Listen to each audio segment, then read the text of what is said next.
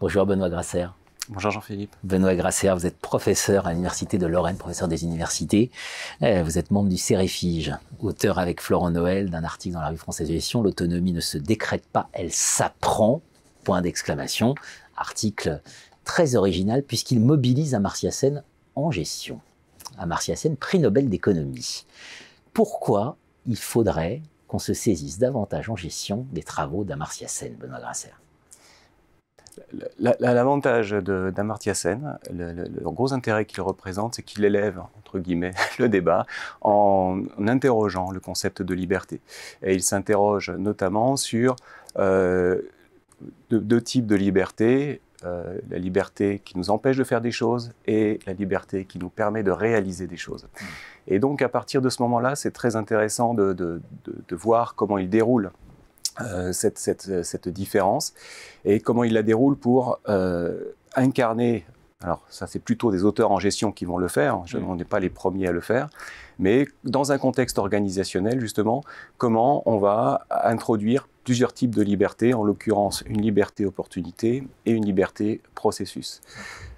Une liberté opportunité, en fait, consiste à se dire, ce n'est pas parce que l'on donne un certain nombre de marges de manœuvre que pour autant on va être capable de s'en saisir. Ouais. S'en saisir suppose un certain nombre d'éléments ou de facteurs favorables qu'on appelle les facteurs de conversion, qui concernent par exemple le contexte organisationnel. Si par exemple je vous dis que l'on décrète de l'autonomie dans un contexte extrêmement centralisé, extrêmement rigide, on a bien ici une contradiction qui fait qu'on va plutôt créer du malaise, de l'inconfort, un environnement incapacitant, une frustration, alors parfois une souffrance. Et parfois une souffrance, exactement, alors que l'on va simultanément demander de l'autonomie, de l'initiative.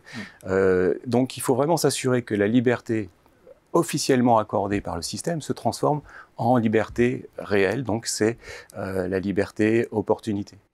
Et suite à ça, cette opportunité, on va dire cette opportunité, que vont en faire les acteurs? Et c'est là que c'est extrêmement intéressant, je trouve, c'est que ça va permettre aux acteurs de réfléchir et de réintroduire la question du sens au travail, du sens qu'ils souhaitent mettre dans leur travail.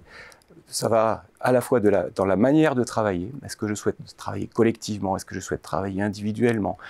Quelles sont les valeurs que je souhaite mettre en avant? Quel type de performance? Quel type de qualité? Quel type de résultat?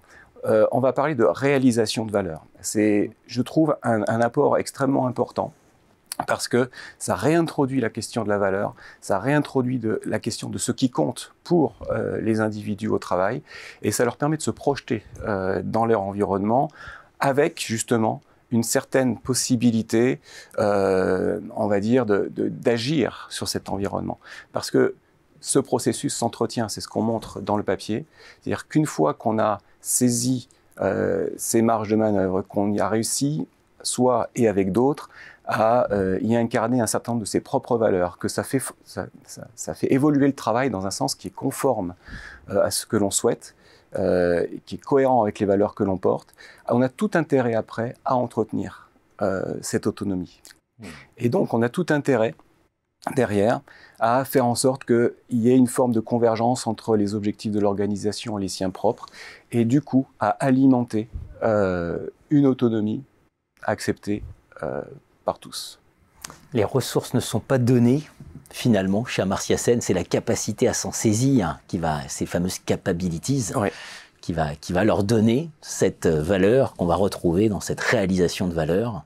Et ça, c'est un message très fort, parce qu'on a parfois tendance à penser que le monde nous est extérieur, et finalement, c'est comme la liberté serait une donnée. Non, c'est un processus qui se reconstruit en permanence. Qui se reconstruit, y compris les ressources qui vont se transformer à travers le processus. Et donc, on va se donner de nouvelles ressources à travers ce processus. Bien sûr. Il faut absolument importer Amartya Sen en gestion davantage. Merci Benoît Grasser. Merci Jean-Philippe Denis.